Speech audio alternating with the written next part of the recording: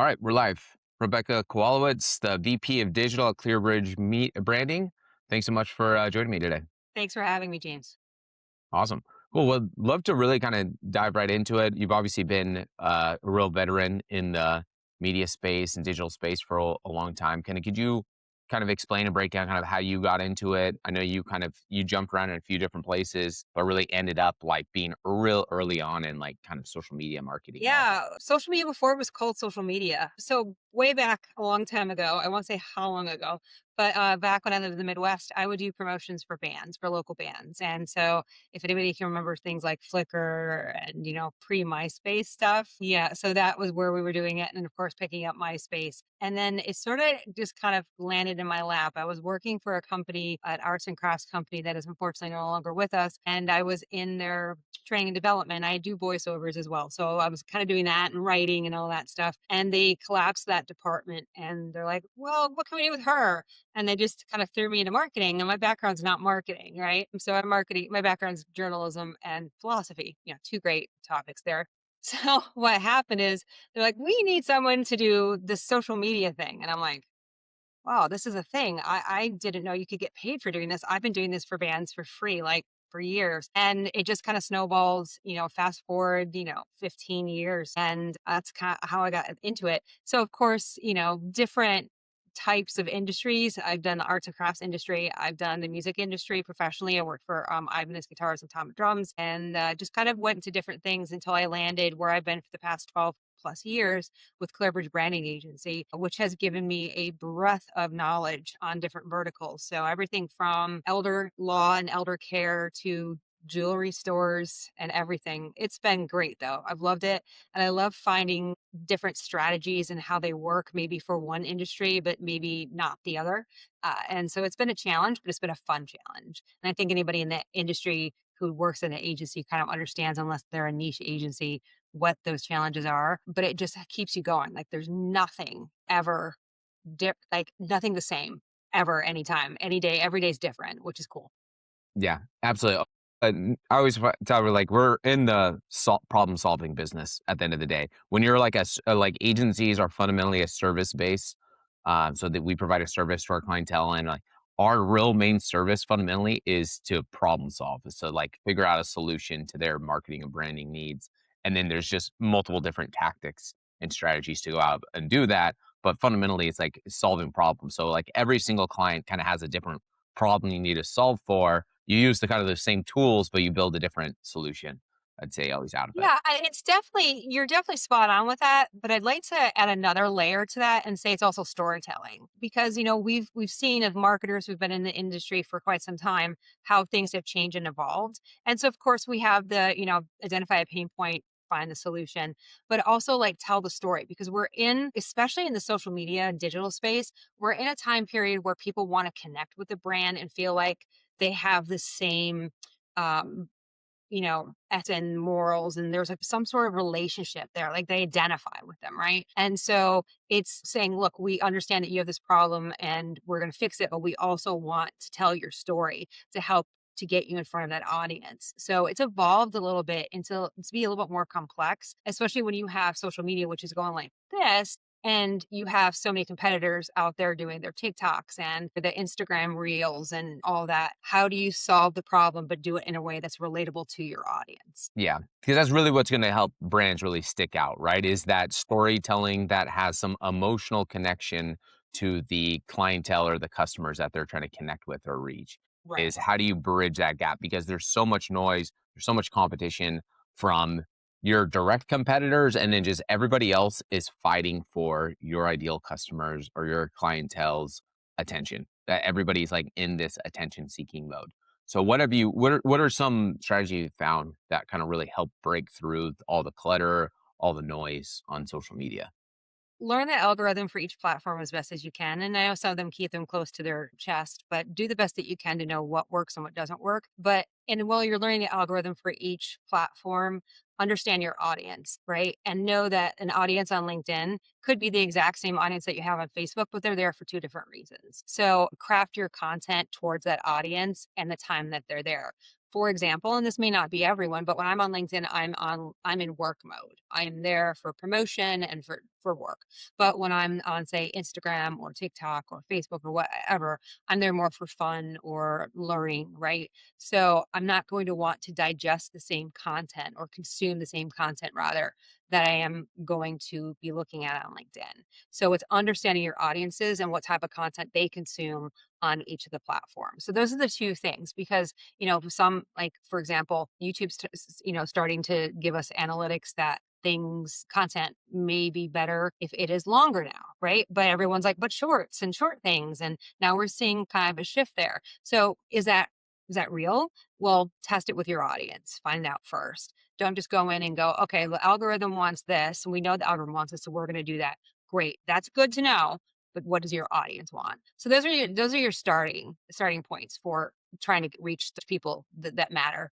Yeah, I think that really blows up a lot of people's strategy, which is like create a bunch of content and then chop it up Put it and up. blast it the same content out everywhere, which, you get a lot of content out there that way, but yeah, it might not be the right content from the right platform that's going to resonate with those people Yeah, initially. and you're spending time, money, and effort to put that content out, and it's not giving you any return.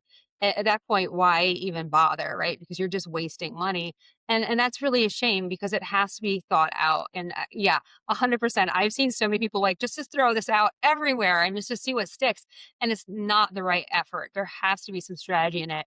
You always see the memes and the jokes online about like the guy from accounting coming down saying, I have a great idea for social media. And then the social media person rolling their eyes. And that's true. That happens. We have clients who are like, why don't we do this? And you have to try and explain, well, we just don't make stuff up and throw it on the Facebook page or on TikTok. There's a strategy behind everything, and that's important. Yeah, absolutely. Could you break down like what's a general process for creating social media you find works for most brands? Granular do you want me to get?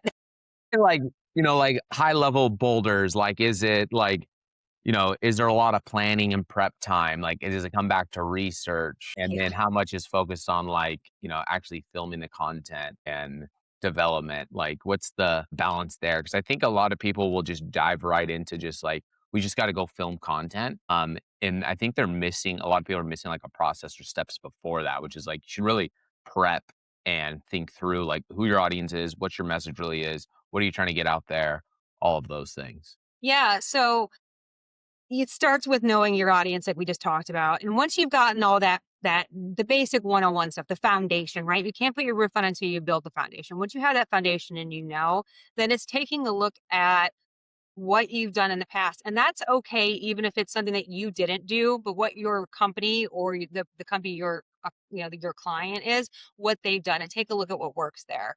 But it really comes down to having dialogue with either the main point of contact or contacts within your company or your client. Where are their pain points? Who are they trying to reach? And that can change month over month, right? Some months we see in some niches, we see slowdowns in January and February and into December because of the holidays. Other niches like the jewelry store, not a problem because obviously people are buying jewelry for.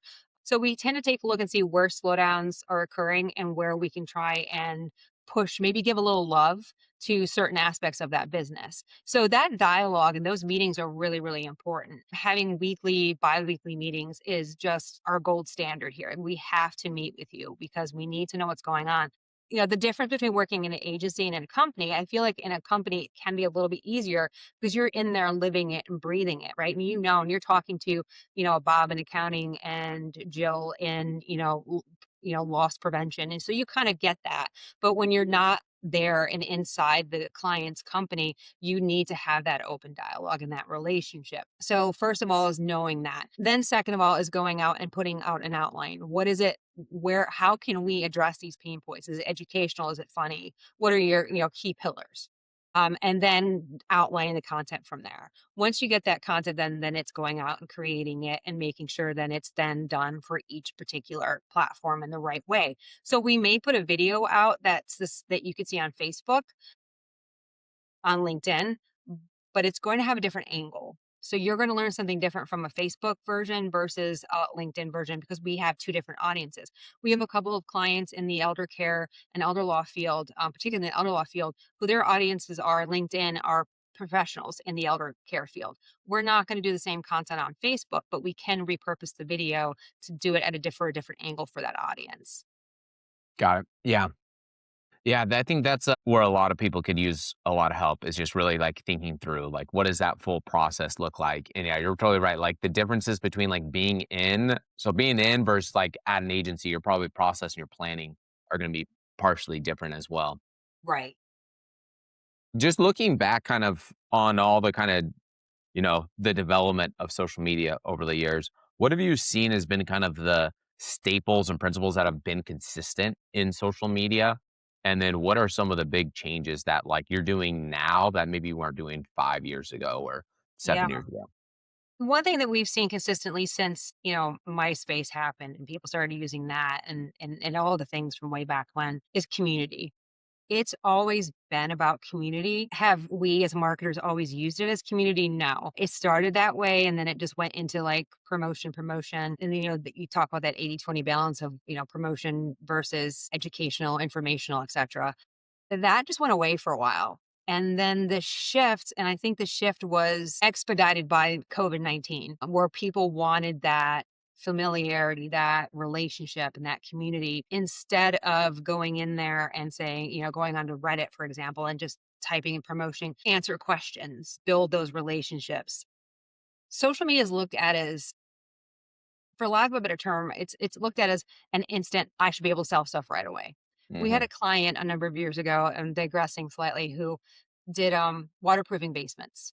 And he's like, I want in a very tiny market, very tiny, very rural farm driven market. I want 16 to 20 leads a week. And I'm like, well, first of all, your budget doesn't support it. Second of all, you're in a really tiny market. So if you want to expand your region, okay, we can. And they're like, no, this is just what we want. It's social media. You should be able to get those. And that kind of mindset's like blows my mind because it's like, it's not like social media should be part of your overall efforts, but it's really transformed into community building and being there and being a partner with your audience. So that has just always existed. It's just fluctuated in how we've, as marketers and businesses, have used it. Changes. Oh my gosh. That could be a whole other session. So many changes from the algorithms to AI, but I would say AI has really impacted it the most because you had mentioned earlier in the conversation about the clutter and the noise. And AI is competing so hard to get in front of people with the AI slop and just AI driven content. And look, there is nothing wrong with using AI. I'm a big proponent of AI and using it. However, you have to use it responsibly and you have to use it in the right ways as a brand. When you're getting brands just using content made by AI in the wrong ways, it really impacts because what impacts the people who are doing it the right way and who are more authentic. So that's a struggle. I think, I just logged on for the first time today uh, on Meta's Business Manager, and it was just started showing me Manus and Manus this and Manus that. And then when I logged into one of my clients' pages, it was like redo this with Manus, and I'm like, I don't want to redo this post with Manus. The post went out, we approved it, the client approved it. Thanks. So we're fighting a battle right now that I don't know if we're going to win with some of this stuff. So that has been one of the challenges and struggles that I'm seeing. That is like I don't want to say James, like 2 years ago we wouldn't even be having this conversation, but we're having now. Yeah, absolutely. The AI content has taken over, and some of it's so misleading and so good that you don't even know until you like you have to watch it like 2 or 3 times sometimes. But then I've also seen studies come out that say people tune out AI generated content from brands. Like if they know and immediately recognize it's AI content, they kind of tune it out and ignore it because I think it comes off as inauthentic. So I think there's a right, like you mentioned, there's a right balance of like AI is a very powerful tool, but you have to use it in the right way. Could you explain a little bit more about Manus and like what Meta's doing? I'm actually kind of unfamiliar with it. It sounds like that's kind of like, is it part of their content capabilities they're Yeah. providing for creators? So they bought Manus. It was the third party app, just like they announced. I think it was announced last night or early this morning that they just bought Maltbook or Maltbot. There's so many things going on out there. They just bought that, but it is a very strong AI platform that will create, optimize your ads, your content. I had done a test run on it 2-3 weeks ago, and no joking, was able to build a go to market ready to publish website for one of our clients within an hour. And it had the links, it was SEO optimized, it was LLM discoverable, it was on brand. It was amazing, very expensive to run and to do, especially if you're a small agency or a small business. But it's basically AI for your everything in the digital space. So from ads that you're running, they can take your current creative and make it better or worse, depending on your viewpoint. But same thing with your content. So I just saw the Manus on the business page today. I've been seeing the Manus on the business manager, but just never really tried it. And yeah, but as marketers, we have to dip our toes into the stuff. If Facebook's bought it and they're pushing it, we should at least try it and see if it works for the brand. So yeah, that's what it is in a nutshell.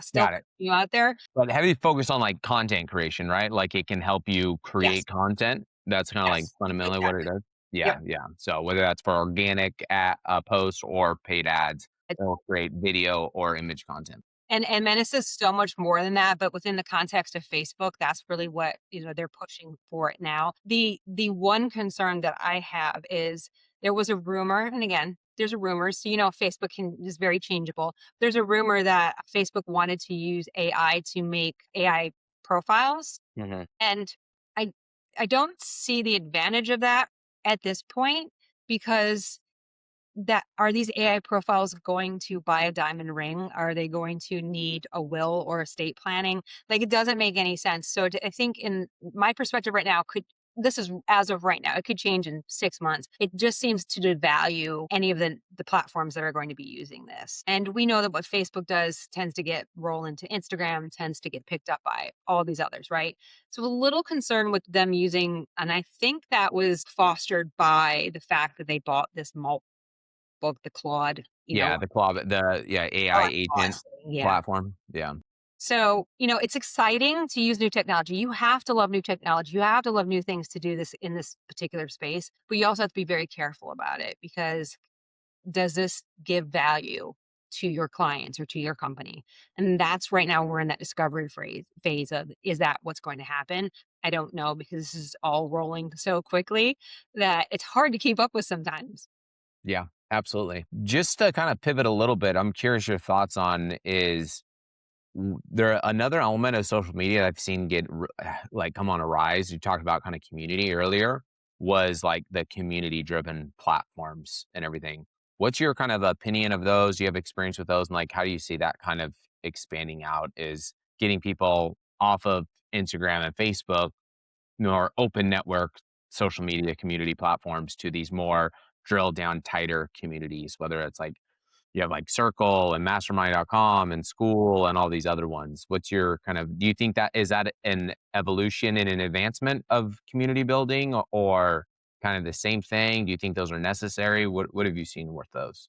They're definitely an evolution, but it's a very slow evolution. They're an evolution from forums. If everybody or anybody's watched, they remembers forums back in the day, which still have some relevance and some importance. But are they important? Yeah. Right now, though, the audience that uses those tend to be pretty niche, and you don't see your older audiences like your Gen X and baby boomers using those. You tend to see younger millennials and Z and maybe even Alpha starting to dip their toes into them.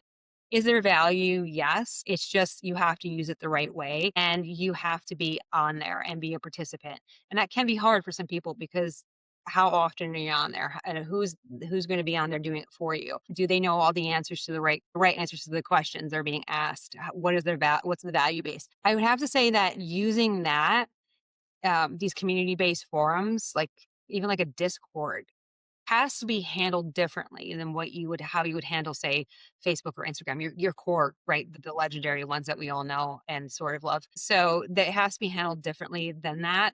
But for importance, yes, you just have to have the right people in place to represent your brand in the right way.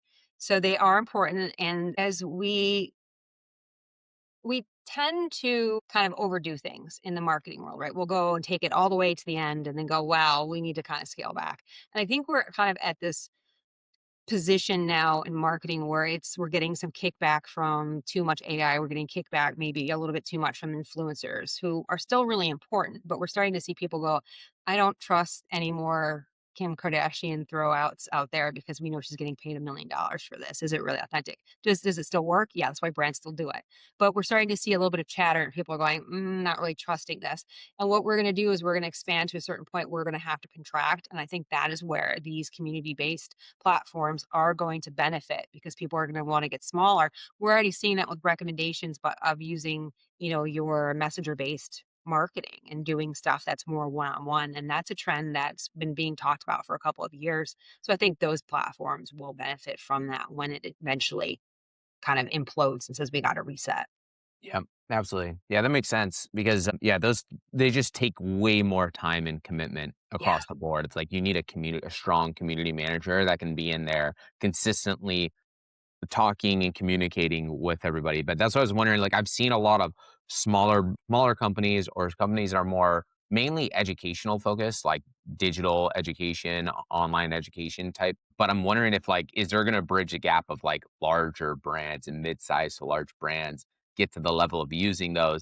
I haven't seen any of them use it on a huge scale. Maybe are some, but I'm curious to see if that's going to be an evolution we see are big brands that go into the community building world yeah, like that. I'm with you on that. I'll be watching for that too, and if they're smart, they will, right? They will because like there's this like psychological, like psychology 101 of writing an email to people or writing a response to someone is always use their name, always use their first name. Right, for And sure. right, and because if there's proof that people like kind of perk up when they hear their name or they're okay, they are paying attention to me. They weren't just using, hey, fellow kids, you know? Yeah, yeah, yeah. So that is that is really important, making that connection. It circles back to the community part of social media. So even if you're a large brand, that doesn't mean you can't have a community or multiple community managers going out there and doing this. And it fosters brand advocates more than just posting like, hey, so and so left us a review, put it up. Having that dialogue is important. How cool is it to think that your favorite brand is going to come out and have a conversation with you? Just less. And then what do? They tell other people, they tell friends and family, they post about it, they talk about it, they might do a video about it. Hey, I just got reached out by X, Y, and Z, and they liked my unboxing video. Super, super important to do. So let's hope they do it because it should be something that is part of a social media strategy, regardless of the size of the company or brand.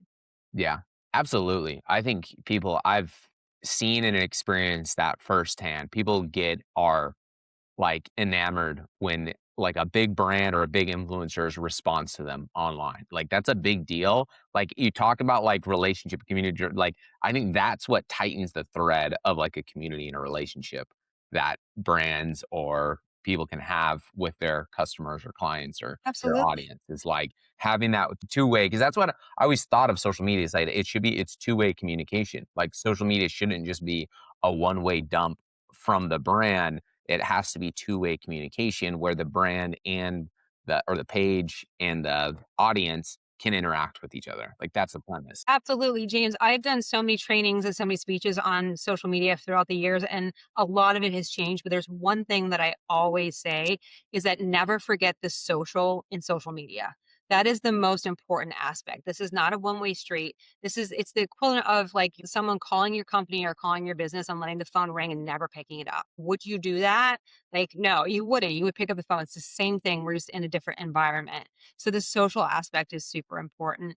And it's just making sure that you have the right people in place to do that and you're actively engaged because nobody wants to put a post out there and then just be left hanging, right? It just leaves a bad taste in your mouth.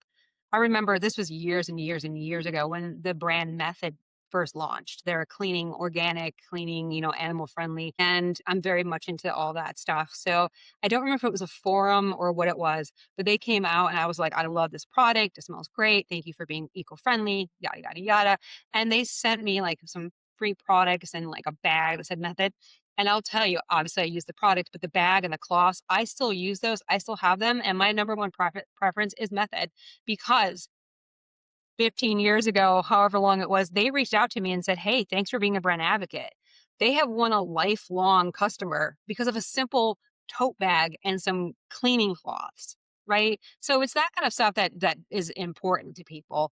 Whatever it tends to be. Obviously, Hermes is not going to go out and give out free bags left and right or whatever, but within reason, even just a simple acknowledgement is important.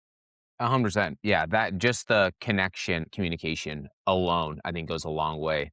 But it just makes so much sense. We even see it a lot on the ad side of from a paid ad perspective. When you run ads and you get a lot of comments and then responding to people in the comments, it makes the ad then perform better. So Absolutely.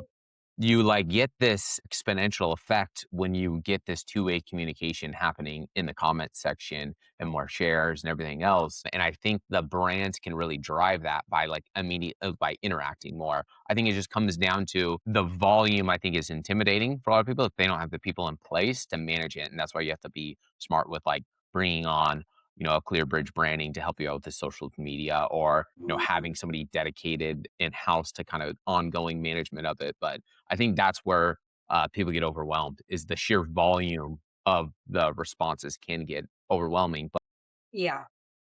insanely impactful. Like talk about like unit of time to outcome and improvement in your branding and marketing. Like I think that's a really big one that goes a long way. It does. It absolutely does. It's feeding the algorithm, which right once you have an understanding of what that is, and every time it changes, relearning it, knowing that if that's what's helping, then you need to do it.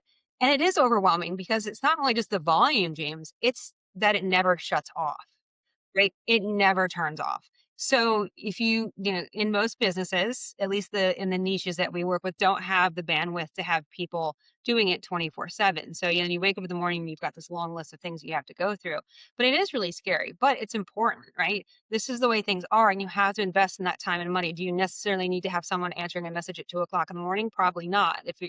But you should have someone who's ready to go at 8 a.m. the next day to answer all of those or have some backstops into place like we answer from this to this and here's where we are. We're happy to get back to you, automatic messages. So there are ways to control it without it being too overwhelming. But yeah, I think some brands, some businesses, they just get scared and go, nope, nope, Yeah. just post this and then walk away, which actually hurts them more than helps them. Yeah. Absolutely. From a paid media perspective too, and media planning, like, what we're always focused on, and I think is obviously very similar. Whether you're talking about like an organic strategy or marketing strategy in general, is always focused on is where are people spending time and what are the trends of where they're going online. So we're always focused on like matching up who's the client, what's our target audience, and then how do we plan out budget allocation to reach people across all of their media environments and opportunities. They might spend a couple hours on connected TV. We're going to put a portion of our budget on connected TV. They're in the car, they're driving. We're going to be on streaming audio, or we might buy out of home billboards. When they're heavy Facebook users or they heavy Instagram users, do they spend time on TikTok or YouTube? We're going to allocate budget accordingly to try to reach an audience everywhere. And then what we're always looking for is like, what's the next step? What are the next things people are going? How do you look at that from like an organic social media standpoint? Do you see that of like it's beneficial to be kind of multiple places, or do you like to focus on one or two different areas? And then the last part of that is like we're always thinking about like when's the ads on ChatGPT going to come out?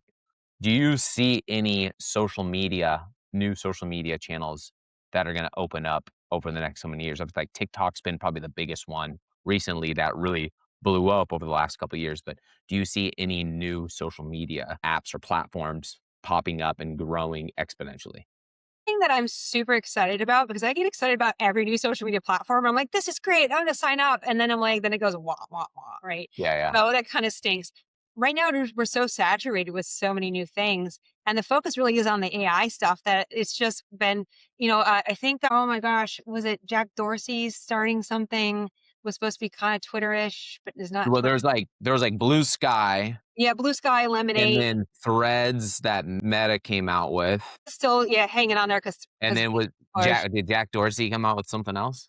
can't think of what the name of it is right now, but he's like doing something. And I always get excited when Jack's involved with something because it's probably going to be pretty good. Successful, I don't know. Good, yes. I don't see anything right now where I'm like, I'm going to put all of my money into this, like right now. But I have a rule with social media is Personally, I go in and create an account for myself because I want to know what I'm talking about when I'm bringing up either to recommend it or not recommend it to clients. And the last thing you want to do is not know anything about a new account. And to grab handles for embedding URLs for all of our clients. So just because we may not use it doesn't mean we can't grab the handle. Because I don't know about you, but back in the day with Twitter, having to try and fight people for those handles, Yeah. oh, that was terrible. I still have PTSD from that. So we just try and grab the handles now, if we don't use it so we can have it, because if it does evolve into something that we want to use, then great, we have it. If we don't, no big deal. So those are just making sure that you have knowledge of it. And it's not just important to be able to talk about it, but to make those decisions to sit back and go, okay, I'm seeing more people talking about this. Like, right. We saw so many people talking about Discord, and then Discord is still very active and is being used by certain segments, right, of audiences, but none of ours. So we really haven't gotten into it. Could we get a new client and hop right into it and be like, yeah, yes, we could, because we do that. So that's my recommendation to anyone out there, whether you're working in an agency or within a business or brand, is find out what those are. And look, there's so many newsletters out there. I think I get like 17 to 20 newsletters a day that I read, and it's a lot. But you have so many people out there talking about these things and saying this might be good or bad. I really thought Threads was going to take off, and it's still there and it's great, but it's only really there because it's on life support from Facebook promoting it and making you have a handle on all that stuff. Meta, rather.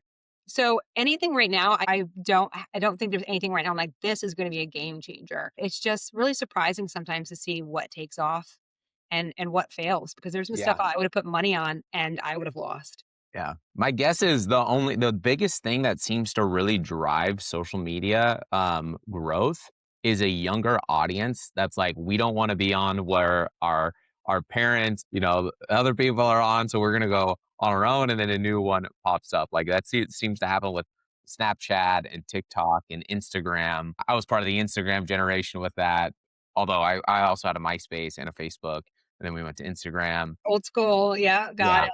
And Nice. then, the younger generation popped up on Snapchat, and then now all the young ones are all on TikTok. Like, it seems to, like, as a generation comes into being able to access social media, then so it's like, what's Gen Alpha going to What be are on? they going to look at? And Yeah. and of course, and you get all these statistics, and I don't know about you, but I love a good white paper. I love statistics. I Yeah. love surveys. 100%. And you'll just get one day I'll be like, well, Facebook's starting to get picked up again by 18 to 24-year-olds. I'm like, oh, Yeah. interesting. And then the next day will be an article by a completely different newsletter saying Facebook's just dying, and it's just Yeah. like you kind of Yeah. have to do your own, use your own brain cells to figure out what's working, what's not working, and take everything with a grain of salt. But yeah, it's exciting. I am really looking, you just got me excited talking about it. Like, I look forward to see what else is coming out there and what can compete, right? Because since TikTok, we haven't anything that's really taken hold and gone. There's been so much stuff popping up, but nothing really that's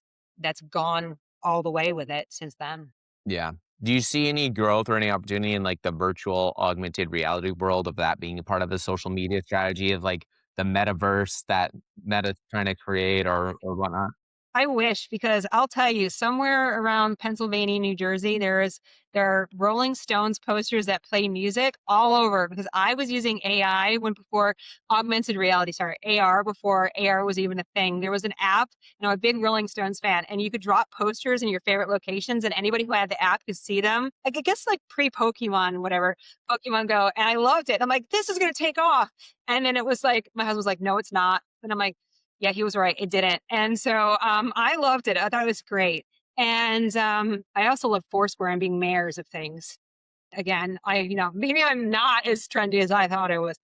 Um, yeah, I think even we're seeing the scale back with Facebook and Instagram. Like, right, Mark Zuckerberg was like, we're going to change our name to Meta, and because it's all about the metaverse and Meta this and Meta that.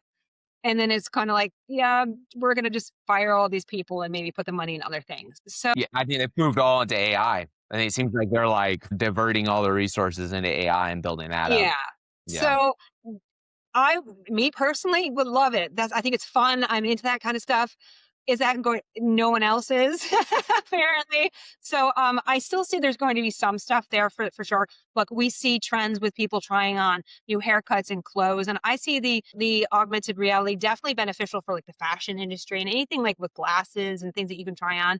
But do I see it going full on to like I remember about 6 years ago, maybe a little bit longer, maybe 8 years ago, a social media marketing world in your neck of the woods in San Diego. Mari Smith was there talking about how, the metaverse is going to be everything. We're going to have meetings in the metaverse and this, that, and the other thing. And then it just went nowhere because no one wants to do No that. one using Right. it. Yeah. Yeah. So But it's like it all follows human trends of like, are people in large volumes going to a platform and using it? And if they're not, it's gonna die. It doesn't matter how cool or innovative or unique it is, how yeah, good it is. Like if people don't use it, it's just gonna die. it's gonna die, and it died. So it took a long time, but it did. So maybe there'll be a rebound on it. But at this point, the way technology's turned into just everything's AI focused, I just don't see that bouncing back anytime soon. And it's just not. It's not the metaverse and anything in that whole space. It's not happening outside of what I think is. It's gone as far as it's going to go for now. Yeah. It's interesting because we were looking at that like back in like 2015 was like AR ads. And we Yeah, totally thought it was going to be big. Like we're all like, we got to figure out like how do we get augmented reality ads? Like these are going to happen or virtual reality ads. How do we get into games and everything like that? And it just like all the companies that were trying to build out solutions for that just all died off and do not exist yeah, today. and those little the big glasses everybody had. Like, remember, like Google had the cardboard, the Google cardboard, and then you had the ones, and those were great, but it was like okay, a little wonky, and it just didn't. There were concerts being put on in there, and you could be in the concert virtually. Yeah, just it didn't work, but it was a good idea. Not that sometimes people don't like change. People don't like things that are different. And that's why when you had mentioned, people get upset sometimes when they realize something's done by AI. People don't like that. I think the conversations we have around acceptability of AI and maybe someday AR, if I'm ever lucky, will be a little bit different than we're having the conversation now because people will be used to it. But everybody hates change. They complain when a logo changes its color, and it just yeah, well, look at the Cracker Barrel thing, right? It was just so overdone. Uh, so maybe it'll be different. It just needs some time. It's coming too fast for people to actually digest and understand. Yeah. And the one that I have seen really take off is more and more content of the Meta Ray-Ban glasses. Yes. I've seen so much content recently of people filming firsthand experiences with the Meta Ray-Ban glasses, and it's actually pretty unique. Like it feels different than a phone from just like the viewer experience, like watching it. It feels very different. I found that's been really surprising. I didn't think those would take off either, but it looks like they're really trying to push the Meta Ray-Ban glasses Yeah, video. that's an exciting thing. Although we had a little bit of a hiccup in the industry, right? Because the news article that came out, I don't know if you saw it, it came out last week about somewhere in some other country, whatever it is, Meta's paying people to watch the videos to train AI. Yeah, And some people have those glasses on in intimate settings and other settings they may not want and don't realize that people are viewing the content. So a little bit of a hiccup there. So I'm interested in seeing how that translates to sales and how people use it. Because if you're using it in a changing room or other areas that might not be something that you want to be recording, people are seeing that. So that's yeah, crazy. little bit of a hiccup there, but so I we'll have not kept up on the news that yeah, tightly, but, I guess people probably are thinking, like, these are just normal glasses and aren't thinking that this is always, like, you're it's potentially always on. recording or on, but, yeah, that's crazy 'cause, yeah, you probably should take those off, It goes off no matter during where certain you're doing. yeah, if it's Yeah, something you don't want videotaped or looked at by other people, take it off. yeah, yeah, good to know, good to know. Well, I won't be getting those anytime soon, but It made me kind of pause a little bit because I was like, this is exciting. Like, this is kind of cool. But I saw that. I'm like, maybe not yet. not yet. Yeah, yeah, let's ease into all these. Awesome. Well, on that note, my last question for you, I love to know if you give your younger self one piece of advice when you're kind of getting in industry, when you're getting started, what would that advice be? Boy, it's a tough one. That's a tough one because there is it. That advice would change based on where I'm working and what I'm doing and how the industry is and in what position it is. Go with the flow. Like, don't take it so seriously because, I'm a very like regulated, this is what it is. And we have to do it like this. We have to do it like this. And this is what the industry says. And these are best practices, right? But this kind of actually circles back to the start of our conversation where I said, know your audiences. Because when I first started, I was young and I was like, this is what the algorithm says. This is what all the people in the industry say. We must do it like this. Why is this not working? Don't make it. And It's really more about knowing that, but knowing what your audience wants and how they react to it, and just go with it. Because if you're so this is a very fluid, very dynamic industry, and there are certain rules that you should stick by and you should adhere to, but just don't be so rigid and go, okay, we're going to try it, and just keep the authenticity. You don't have to be so structured. Just give it a shot, because social media is not a billboard. You can just change your strategy the next day if you need to. Right? So that would be it. Just be a little less tense about it and a little bit more a little less rigid. Yeah, I like that. I think a lot of people, a lot more brands really need to recognize that because I've seen so many try to like go to like what are the benchmark, what's everybody else doing, and Yes. then they don't stay true to themselves as a brand and what their customers really need and want. And if you just focus on like this is what everybody else is doing, we're gonna play it safe, then you can't get the big leverage on. Yeah, that unhinged marketer, right? The Duolingo Wendy's thing. So many people are like, "Let's do that." I'm like, "But is that your brand? Is that what your audience wants? Maybe that's what Wendy's audience wants. That's what Duolingo's audience wants. Do you need to do that? Just go with what your audience wants. That's really important." Yeah, it's just following trends, which is like sometimes you don't need to follow the trend or you need to figure out what's the right trend for you as a brand, you as a personal Yep. brand, whatever it may be. Yeah, you don't have to post the meme that got really popular because it's not probably on your brain. Just this the core 101 stuff that I think are that we've all done. We've all done things we're like, "Oof, we shouldn't have done that." It's just knowing your audience will help you know that maybe, yeah, that meme or that trend really isn't for us. We're going to keep on with the strategy and the tone and the brand that we have already built. Yep, absolutely. Awesome. Well, thanks so much for your time today, Rebecca. Appreciate you. Thank you.